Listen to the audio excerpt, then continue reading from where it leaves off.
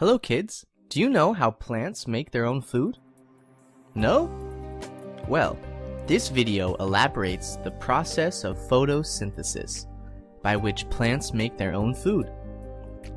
Photosynthesis is the process used by plants to make their own food, or in more complex terms, it is the conversion of light energy into chemical energy by plants.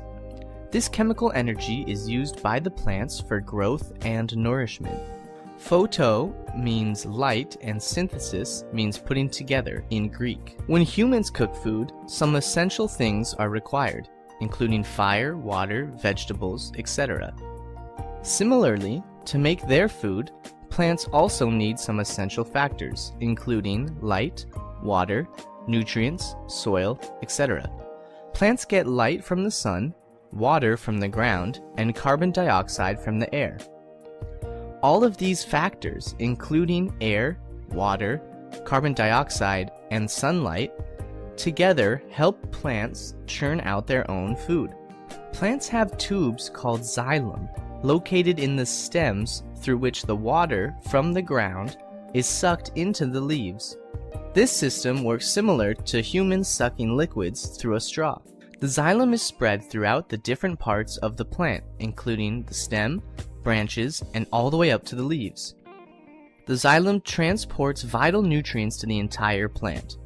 Xylems in the plant are like blood vessels in the human body that act as an important means of transportation of water and nutrients.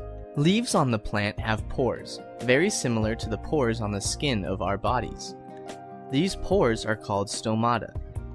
These stomata are responsible for the exchange of gases. The carbon dioxide present in the air, which is responsible for photosynthesis, enters the plant through these stomata. Oxygen also comes out through these stomata. Leaves have important cells called mesophyll cells. These cells contain a green color component called chloroplast. This chloroplast is responsible for the green color of plants and leaves.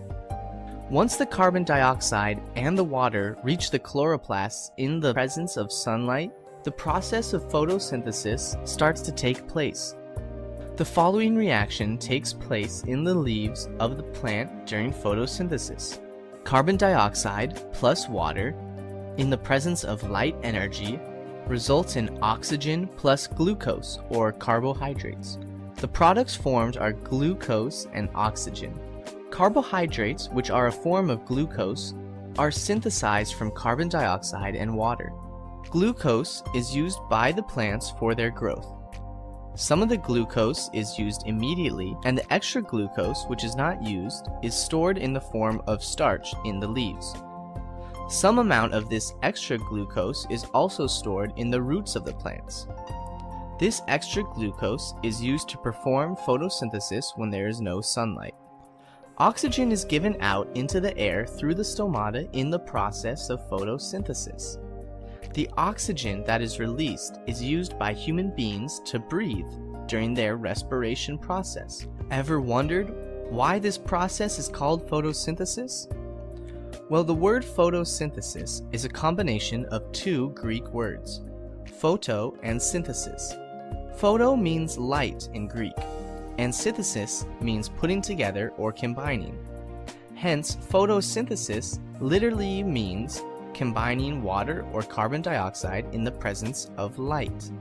So the essential factors for photosynthesis to take place include sunlight, water, and carbon dioxide. Underwater photosynthesis takes place at a slower pace than the normal photosynthesis. This is because energy from the sun is absorbed by the water layers and only some amount of energy actually reaches the plant. There are some plants which don't need the process of photosynthesis to grow. Such plants include mushroom, Venus flytraps, etc. Mushrooms get their food from the ground and from their surrounding areas.